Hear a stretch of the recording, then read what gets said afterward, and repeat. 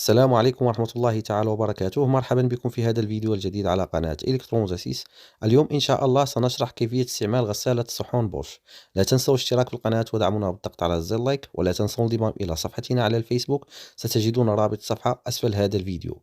لنتابع الشرح. مرحبا مرة أخرى. أولا نقوم بتشغيل الغسالة، ثم نمر لشرح أول برنامج. أول برنامج هو برنامج اقتصادي. هذا البرنامج للأواني المختلطة التي بها بقايا الطعام جافة أو متيبسة أو ملتصقة، وهذا البرنامج يتمتع بكفاءة عالية من حيث استهلاك الطاقة والماء. مدة هذا البرنامج 4 ساعات و40 دقيقة، ودرجة الحرارة فيه 50 درجة مئوية. أما استهلاك الماء في هذا البرنامج فهو 9.7 لتر، واستهلاك الكهرباء هو 0.9 كيلووات في الساعة. البرنامج التالي هو برنامج تلقائي. هذا البرنامج للأواني التي بها بقايا الطعام خفيفة إلى شديدة الاتساخ، والتي تكون جافة أو متيبسة كالمقالي والقدور وغيرها من الأواني التي تكون من عادية إلى شديدة الاتساخ. وهذا البرنامج يستشعر كمية الأوساخ الموجودة في الماء، ثم يقوم بزيادة الوقت أو نقصان على حسب درجة اتساخ الأواني.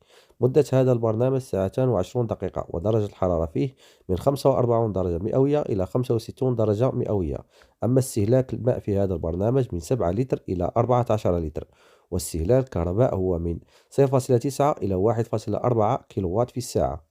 ونمر إلى برنامج مكثف. برنامج مكثف هو برنامج للأواني شديدة الاتساخ والتي بها بقايا الطعام جافة أو متيبسة أو ملتصقة كالمقالي والقدور وغيرها من الأواني التي تحتاج درجة حرارة عالية، ولا يجب أن نضع فيه الأواني الحساسة مثل الزجاج والخزف وغيرها من الأواني الحساسة. مدة هذا البرنامج 2 و25 دقيقة، ودرجة الحرارة فيه 70 درجة مئوية. أما استهلاك الماء في هذا البرنامج فهو 16 لتر، واستهلاك الكهرباء هو 1.6 كيلووات في الساعة. البرنامج التالي هو برنامج ساعة. هذا البرنامج للأواني التي بها بقايا الطعام غير جافة أو متيبسة أو ملتصقة، والتي تكون حديثة الاستعمال. مدة هذا البرنامج 60 دقيقة، ودرجة الحرارة فيه 65 درجة مئوية. أما استهلاك الماء في هذا البرنامج هو 10 لتر، واستهلاك الكهرباء هو 1.2 كيلووات في الساعة.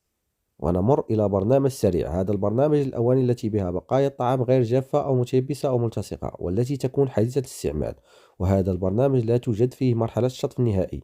مدة هذا البرنامج 44 دقيقة، ودرجة الحرارة فيه 45 درجة مئوية. أما استهلاك الماء في هذا البرنامج فهو 10 لتر، واستهلاك الكهرباء هو 0.66 كيلووات في الساعة. ثم نمر إلى برنامج الشطف الأولي. هذا البرنامج إذا كانت لدينا الأواني شديدة الاتساخ نقوم بترطيبها في هذا البرنامج، ثم نختار برنامج آخر لغسلها.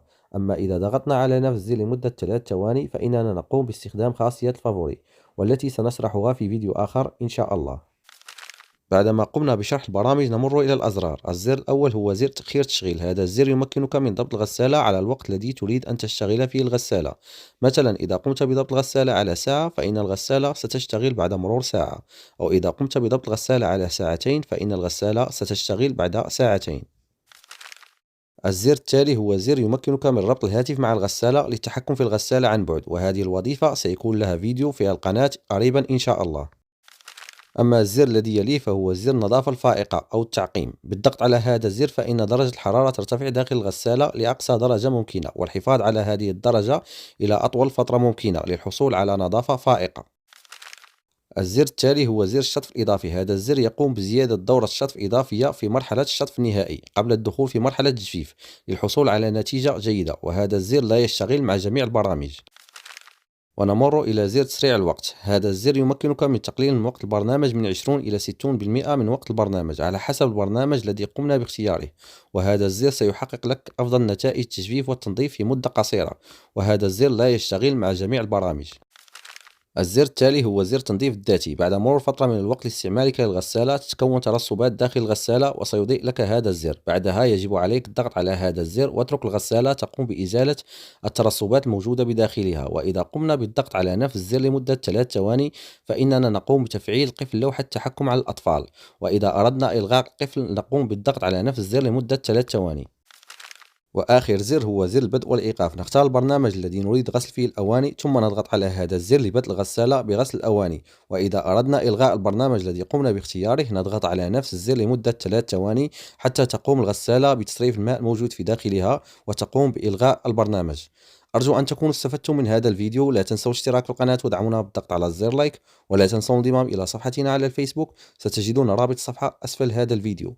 إلى اللقاء في فيديو آخر إن شاء الله.